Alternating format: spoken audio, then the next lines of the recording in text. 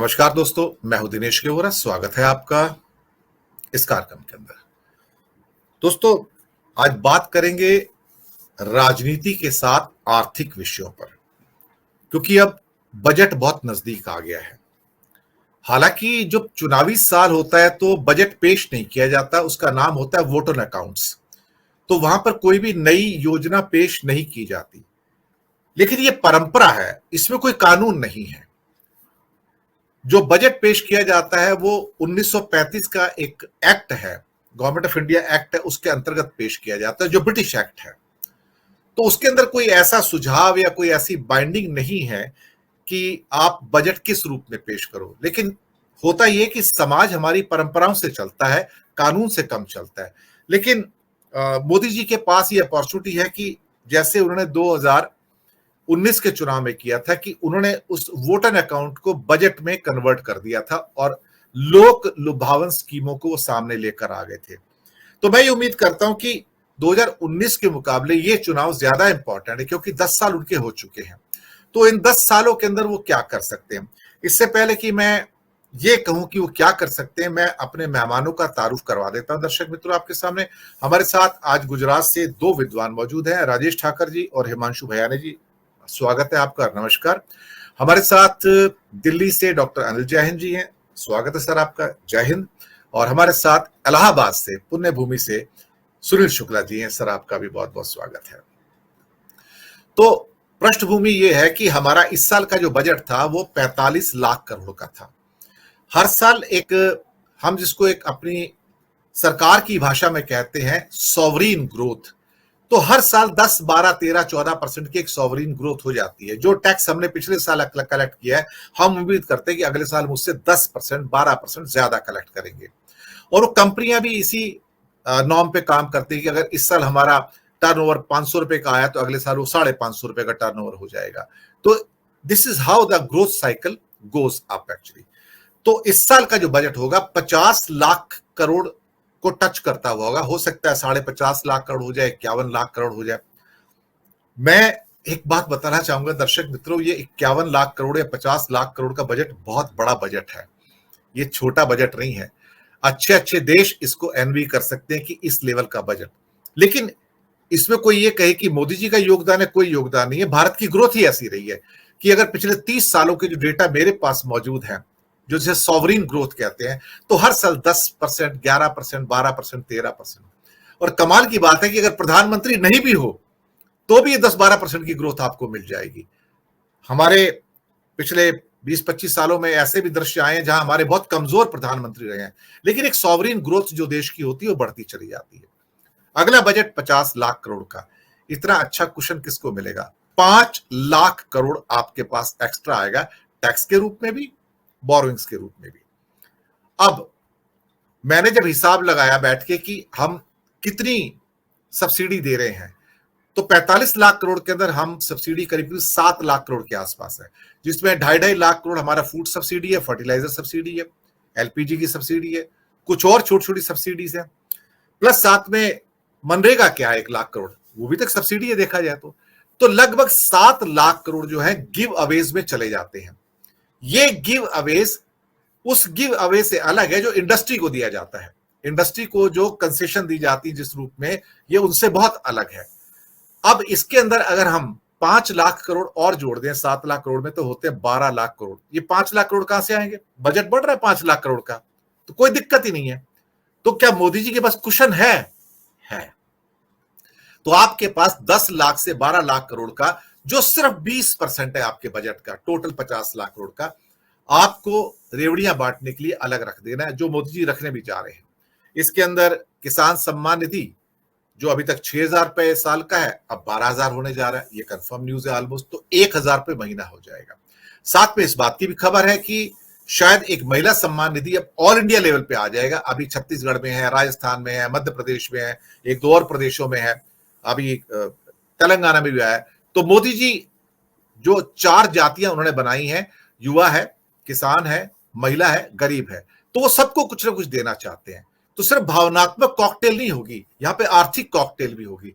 तो वो महिलाओं के खाते में भी शायद 1-1 हजार रुपए पर मंथ डाल देंगे, जो 18 साल से ऊपर है और जो नॉन इनकम टैक्स पे ही है, वो उनके पास पैसे चले जाएंगे। तो यानी कि महिलाओं को पैसा मिल जाएगा, किसान को पैसा मिल जाएगा, एलपीजी का सिलेंडर 500 रुपए में शायद सबको मिल जाएगा आने वाले उसमें, क्योंकि बहुत सारे राज्य कह रहे हैं कि हमारे गुजराती भाई कहते हैं हम 1200 रुपए का सिलेंडर खरीदते हैं और पता लग रहा है हमारा साथ वाला राज्य एमपी 500 में सिलेंडर आता है। तो ये तो फिर डिस्पैरिटी हो जाती है। तो यहां पे यूनिफॉर्मिटी आ सकती है और एक बड़ा इंटरेस्ट सबवेंशन स्कीम आने जा रहा है हाउसिंग के ऊपर। अभी ये लिमिट, अभी की जो स्कीम है उसमें 9 लाख की है, जो बढ़ने जा रही है इस नए बजट में।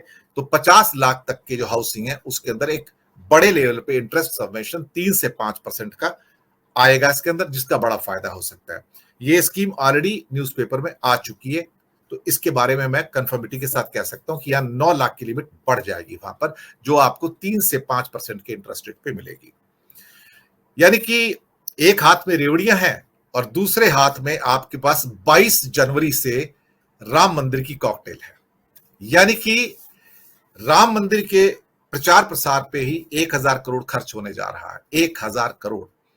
और मुझे कोई हैरानी नहीं होगी कि 22 जनवरी भारत के अंदर एक नई छुट्टी आए राष्ट्रीय पर्व के रूप में। यह भी मैं आपको बता दूं, नई छुट्टी आ जाए कि भारत की अस्मिता वापस आ रही है, भारत का सम्मान वापस आ रहा है, भारत का मान वापस आ रहा है।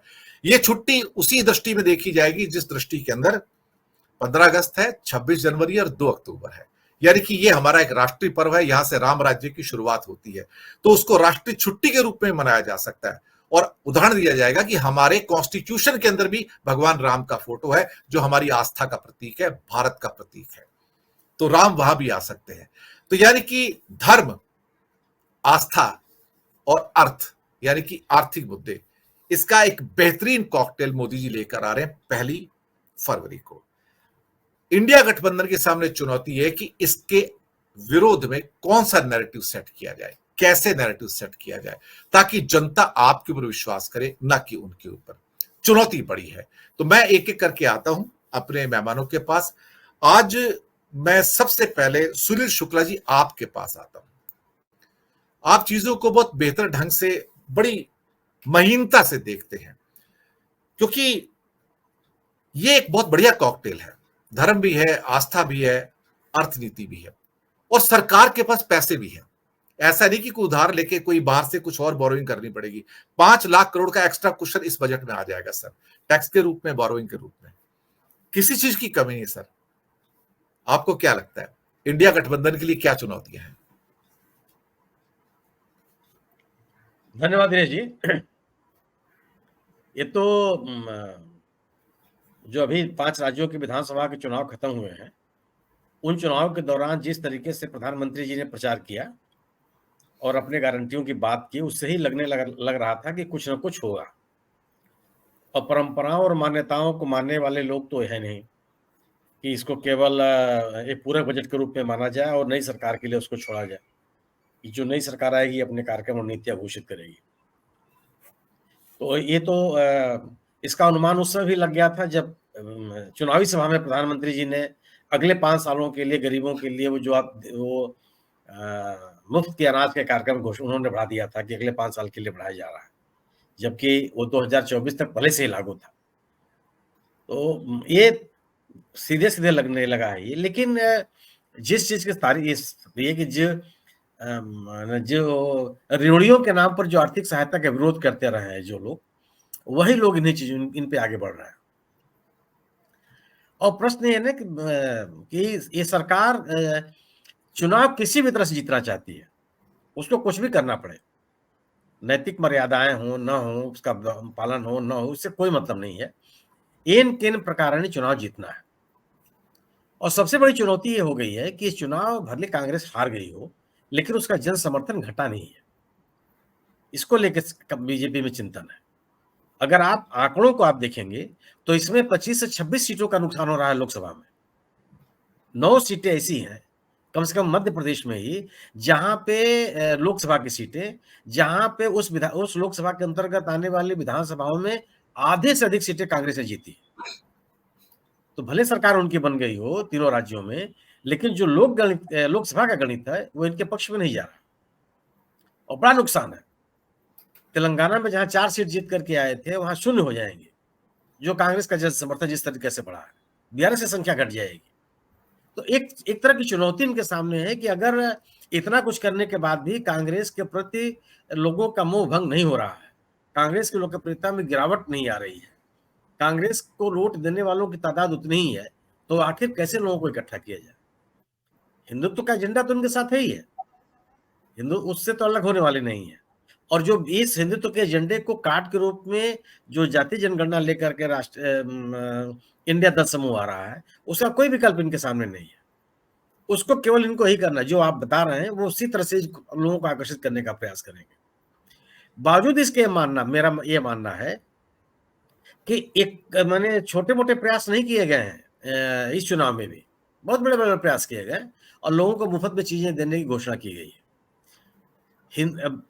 देश का बहुत बड़ा इलाका है जहां बीजेपी का इन चीजों का असर नहीं पड़ेगा, क्योंकि इनके ध्रुवीकरण की राजनीति को लेकर के लोगों में नाराजगी है, बड़ा वर्ग है जो नाराज है। और जिन लोगों को आप 50 लाख रुपए का अगर आप ऋण देना चाहेंगे, मध्यम वर्गीय परिवार तो पहले से इनके पीछे लालोट है। बड़ा जो संपन्न वर्ग है वो भी इनके पीछे पीछे लगा हुआ है। लेकिन अगर आप में जो सामान्य जीवन जीने वाले लोगों की स्थिति है, उनका खर्च लगातार घटता चला जा रहा है। सामान्य जीवन के लिए दैनिक जीवन की आवश्यकताओं की चीजों की खरीद फरोख्त घटती चली जा रही है। सस्ती चीजों की बिक्री बंद हो गई है। जो खुदरा निवेशक होते थे, छोटे बचतकर्ता हैं, उनमें गिरावट चलती चली आ रही है। इनका कोई समाधान थोड़े जो उस वर्ग में बेचैनी है।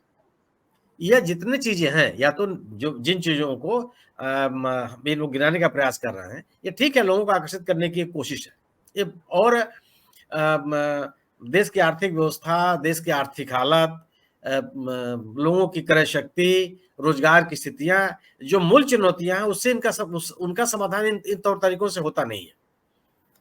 और मुझे लगता है कि एक बड़ा लाभार्थी वर्ग तैयार करने की कोशिश है। कितना फलीभूत हो पाएगा ये तो आने वाला समय बताएगा, लेकिन मुझे लगता है कि देश के अधिकांश हिस्सों में जहां पर खासतौर से जहां पर बीजेपी के लिए चुनौतियां हैं, खासतौर से पश्चिम बंगाल है, बिहार है, झारखंड है, पूरा के पूरे दक्षिण के राज्य हैं, या पंजाब है, हरियाणा है, उत्तराखंड है, इन राज्यों में कितना असर पड़ेगा इसको लेकर के मुझे संदेह है। और मुझे लगता है कि इन उपायों से जो पहले से बीजेपी का समर्थक वर्ग है वह कंसोलिडेट ही रहेगा, वो नहीं हटेगा। और उसके लिए हिंदुत्व पहले से सीमेंटिंग फोर्स है। एक नया एक लोक लुभावन या आर्थिक प्रलोभन भी एक उनके साथ जुड़ जाएगा। लेकिन नए लोग उससे जुड़ेंगे जिनके सामने और बड़ी से बड़ी दिक्कतें हैं। इसमें मुझे लगता है कि वो सफलता मिलेगी नहीं, क्योंकि जिनके मन में रोजगारी का सवाल है, जिनके मन में महंगाई का मुद्दा है, जिनके मन में एक बेहतर अर्थव्यवस्था की चिंता है, वो लोग अभी भी सरकार से सवाल खड़े करेंगे। और जो जाति जनगणना का सवाल है वह उसका काट ही नहीं है, इस तरह की रेवड़ियां उसका काट नहीं है, क्योंकि वो सशक्तिकरण का विषय है। और वो सशक्तिकरण का जो मुद्दा है वह इन उपायों से मुझे लगता है कि संबोधित होते नहीं, उसका कंट्राडिक्शन होता नहीं है। वह जो चुनौती, लेकिन ये भी है कि इंडिया दल समूह के सामने अपने उस एजेंडे को बड़े प्रभावकारी तरीके से लोगों के बीच में ले जाने की आवश्यकता है। आप आधे अधूरे मन से उसको नहीं कर सकते। जैसे कि इंडिया दल समूह ने मध्य प्रदेश विधानसभा चुनाव के पहले एक बड़ी रैली करने की कोशिश की मध्य प्रदेश में, भोपाल, और कमलनाथ जैसे लोगों ने उसको खारिज कर दिया। ये जो आधा अधूरा तरीका है या स्थानीय नेतृत्व जो है वो उसको इसके लिए तैयार नहीं होता है। मुझे लगता है कि उस तरह का दृष्टिकोण है वो घातक हो। लेकिन अगर पूरे मजबूती के साथ, प्रतिबद्धता के साथ अपने एजेंडे को लेकर चलेंगे, तो मुझे लगता है कि इन उपायों से उसको चुनौती नहीं दी जा सकती। जी जी। अनिल